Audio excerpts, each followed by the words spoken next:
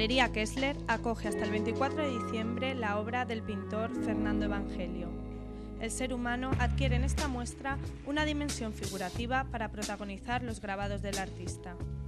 Lo que me interesa en mi vida y en el arte lo reflejo, pues es el entorno humano, las personas, la vida, sus comportamientos, sus sentimientos. Entonces, en casi todos mis grabados se ven figuras en diferentes actitudes.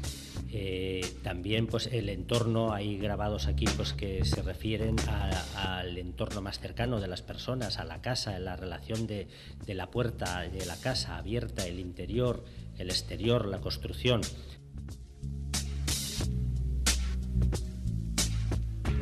El color negro, habitual de la técnica del grabado, confiere a la obra de Fernando Evangelio gran fuerza y potencia visual. Es un color muy rotundo que los contrastes que hace con el tono claro normalmente o blanco del papel o claros de las telas es un contraste muy potente. Entonces, cuando se trabaja a lo mejor con texturas o grafismos, la relación que se establece entre el negro de la tinta y el soporte es muy potente y bueno, muy expresiva.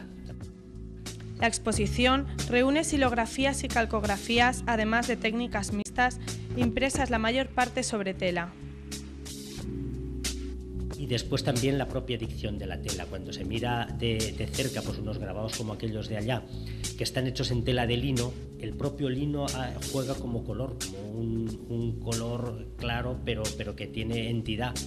Y la propia textura es diferente a la del papel, entonces la expresividad cambia, aunque yo lo que le aconsejaría a la gente es que en general viera las exposiciones y que disfrutase del arte, y cuantas más vean, más disfrutarán, porque la interrelación entre ver una cosa y ver otra hace que al final la formación completa sea mayor y uno discierna más entre unas cosas y otras, sepa más lo que le gusta, y entonces pues nada, lo mejor es que se den un paseo por las exposiciones que hay.